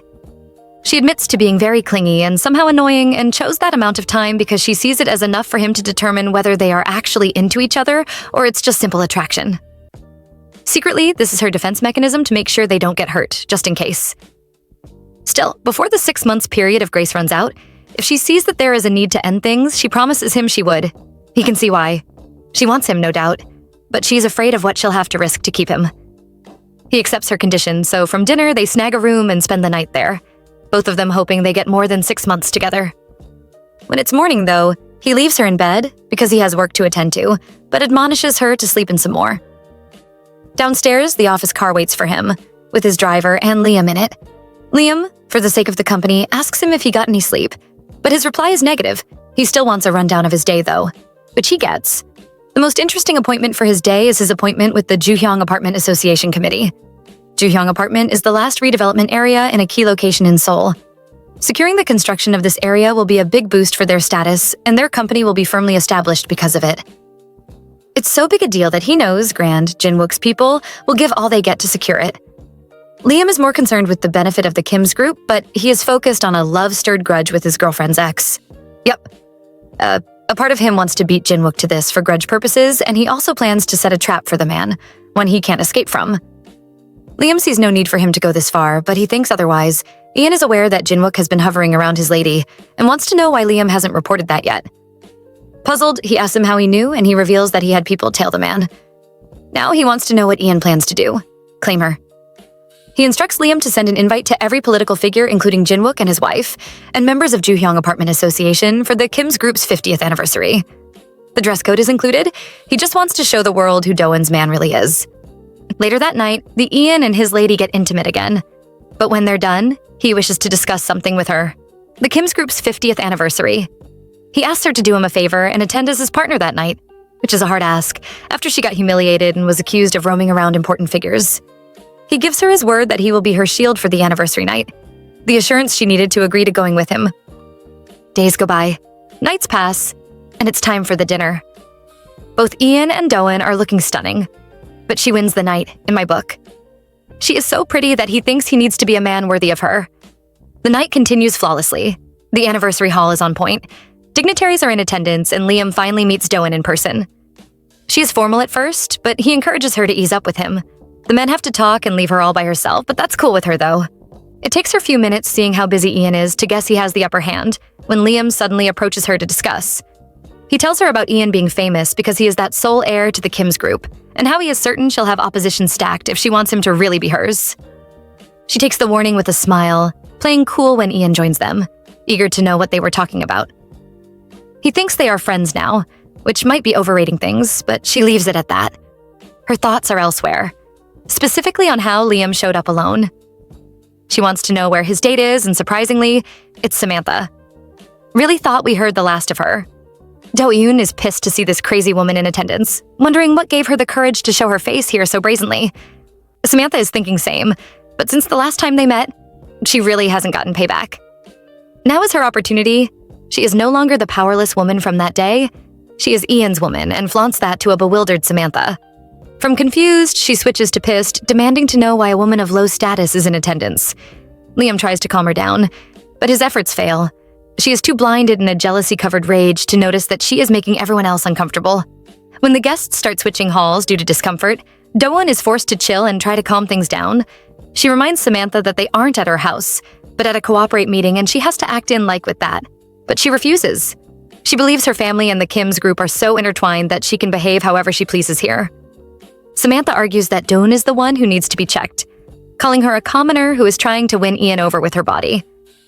She seems her unfit to become Mrs. McKinley. She is about putting hands on her when Do-eun stops playing defensive and strolls into offensive. Everything she did now, she considered Liam, and how Samantha is his lady. But now she isn't going to mind him when she goes for Samantha's jugular. She's a hot-headed woman, and for people like her, seeing is believe. To make sure she is silenced properly, Do-eun plants a kiss on Ian's lips. Understanding what she is doing, he kisses back, silencing the enemy as planned. Since she's too stunned to speak, Ian seizes the opportunity to introduce Do-eun as his one and only, and the woman with the highest chances of becoming Mrs. McKinley. Well, she finally heard them and steps back, regardless of the rage she is enveloped in right now. Liam finally gets the opportunity to address her, nonetheless, and tries to get her to calm down because of the guests in attendance. Still, she refuses to calm down. Reluctant to listen to the rest of what Liam has to say, she storms out, picking one thing before she does. He said Ian was not in his right mind and was crazy about Do-eun. She believes that and is desperate to save him from himself, like he needs saving in the first place. She racks her brain tirelessly for a way to break them up, eventually, realizing the only one who can help her is Ian's father, who she calls immediately.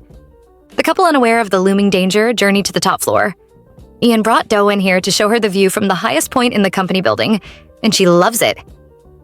This plus the victory she just had over Samantha makes the evening worth savoring. She is convinced that woman will not bother her again. She wishes. For now, though, they celebrate by getting intimate, not minding anyone who might be around. When they are done stealing time, they return to the banquet hall together, walking hand in hand. Everything is going great, getting even better when she bumps into her client, Madame Zhang, from her days at DM Gallery.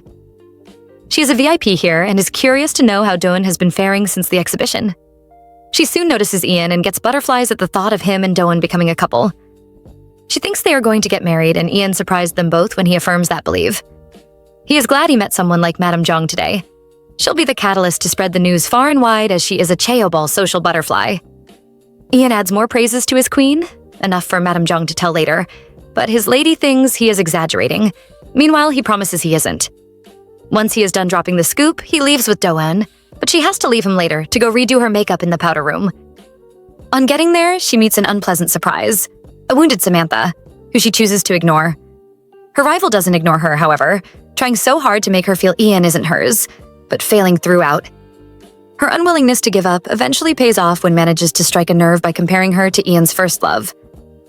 She was some Korean woman who gave him a sandwich. He did tell her he has a weakness was women who give him sandwiches. She paid little attention to that then, now it's looking like a bigger deal. Samantha says the woman in question was his first love and his salvation. She saved him 10 years ago, helping him back up after he crumpled. Crazy thing is, making mention of this story reminds her of a similar experience. Yep, she is the girl that stopped him from ending his life. She thinks the guy she saved that day has nothing to do with what Samantha is saying, but she's wrong. Thinking she had the upper hand, her rival continues making it look like Ian is only here for his first love. But she plays nonchalant, asserting that she is focused on the now. Ian is her man. He belongs to no one else. When she gets tired of poking Doan, she leaves, assuring her that her little time of happiness with him will soon be over. Yes, she played tough to annoy, but that doesn't take her mind off this first love character. She was Ian's salvation, and she wonders who that woman is. Look in the mirror, Doan. She is you. At the banquet hall, Ian roams tirelessly, searching for someone to the point that Liam notices. Concerned, he asks who he is searching for, and Ian asks about Jinwook and his wife. He hasn't seen them and suspects they aren't in attendance. Liam knew this a while back, however, he discovered that they couldn't show up because of the sudden death of a grandmother. Sad, but there's something else Ian wanted to discuss. His father is around and he wants to see him. Oh well, this was going to happen sooner or later. The big talk between father and son. Refusing to beat around the bush, Ian straight up asks his father why he is here. He knows his father isn't a man to visit him because he missed him. He can see his son is unto him, even so, he does the caring father act at first, killing it when he says he heard from Samantha. She told him about the Korean girl he is seeing and he advises him to have fun with her for now, but clean up just in time. He supports the view that she is not worthy of his son, but talking about discarding her hits Ian. Without fear, he asks his father if he thinks so lightly of women, or thought the same about his late mother. Somehow, the way he addressed his father offends the man, prompting him to remind Ian that he is his father and he too is a McKinley. His son was never a man to waver before a woman. He doesn't want that to change now and begs that they join forces. With his hand rested on his son's shoulder, he tells him that if they do, he is certain they'll be stronger than ever. A bigger name than the one Liam's family has. Without remorse, he swats his father's hand off, warning him never to speak so casually to him again. The way he sees it, there will be no joining forces. And seeing him act so boldly makes Ian want to strip him of his position as governor. He continues asserting that he, the sole successor of the Kim's group, is doing his father a favor as it is. To him, Logan McKinley is a mere governor whose funding he can cut whenever he chooses. This is his first time being challenged like this by his son. It's new to him, and a behavior he considers to be madness. He blames Doan for the madness it takes for him to challenge him so carelessly. He is not a boy again, finishing his warning by reminding his father that he is only following the ways he thought him growing up. Find the enemy's weakness and stroke relentlessly. He is willing to let the intrusion today slide and hopes they see each other next time on a happier note. He turns his back to leave, announcing his exit. Nevertheless, his father stops him by talking about his mother's memorial that's taking place soon. He alleges that he misses her and wishes this year Ian will join him for it, and gets no reply. His words struck the young man hard, that's a fact, making him stay up late, married to the liquor. He doesn't see his father as a person worthy of speaking about his mother, especially since he hasn't shown up once in 10 years. His show of care from Out of the Blue, mixed with his mother's last words to him that are on repeat in his mind, make him so stressed that he almost gets a heart attack. He crashes out to the core, with tears in his eyes, but like last time, Doan shows up to save him. She helps him up and makes him feel better. So good that he is comfortable enough to talk to her. She wants to know the reason why he burned out and gets to know that his mother's memorial is coming up. She pleads that he open up to her, which he does, starting from how his mother suffered from depression. She was down because his father cheated on her, seemingly under the belief that she would never leave him. At the time, he was too busy trying to build a future for himself to notice his mother's pain. The woman endured as much as she could, taking her life at her breaking point. Again, Ian breaks down, blaming himself for his mother's unfortunate end. Doan has never seen him so broken, wishing he spent more time with her. She moves closer, hugging him and repeating that it wasn't his fault. After a bit, she asks if he feels calmer, and he does. She then tells him that she, too, once blamed herself for her father's passing. She kept on telling herself that if he didn't come to pick her from school that day, he'd still be alive. She carried the blame until her mother told her it wasn't her fault. Sad things happened. Nevertheless, the most important thing was making sure you didn't carry the pain alone. Were the words of encouragement she shared with her? He can relate to her feeling. After all, he had his mom's dad on his side at the time. Today he has Doon, who is willing to share in his pain. At the dead of night, the pair are finally in a talking mood. No one looks unhappy, and she tells him that she believes anyone can be happy, and anyone can be unhappy. That phrase is familiar to him, but what helps him remember where he heard that phrase from is when she tells him about how her father passed away, and one day, depressed, wanting to join him, she went to the Hudson River. They used to eat sandwiches there when she was younger, and she went there to feel his presence and resent him for leaving her so early. She did this right after her college admissions exam. She forced sandwiches into her mouth that day. Her story sounds just like his, and he confirms she's the girl he has been looking for when all the details align. He doesn't tell her she's the one, though. He just laughs and tells her he has to go to the balcony to get fresh air. Leaving her there without any explanation, she worries that he got a memory of his first love, which makes her feel uncomfortable. Doan isn't wrong, though. Ian is out there thinking about his first love.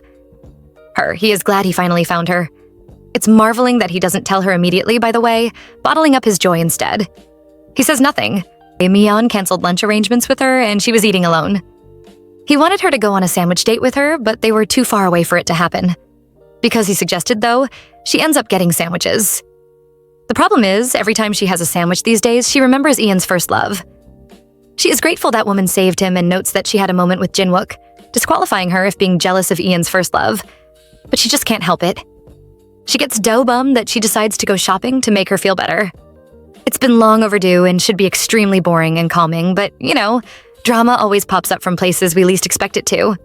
It happens that in the boutique she goes to, Choi Seorin is present and notices her as soon as she steps in. Since she fired Doan, she hoped she'd be broken, begging for alms or worse. But she looks better than she did while employed. Walk away? No. Choi Seorin decides to approach her, taunting her for looking good even when she is unemployed. Although Doan can't forget the night she was humiliated by her, regardless, she doesn't let that move her. She decides to ignore the woman, making her feel more insulted. She lets Choi Seorin spew rubbish before everyone, but stops when she accuses her of hooking up with a rich guy. Doan refuses to take the insult this time and gives her a taste of her medicine by reminding Choi Seorin that she was infamous for chasing after men. Her words sink deep, earning her a slap and a reminder that they aren't in the same class. She has written Doan off a woman who can't touch her, but Doan proves her wrong with a slap of her own. Defiantly, she declares that she is not one to talk, but a woman who shows results in action. Enjoying this so far? Comment part 3 below for the next part. Until next time, ciao.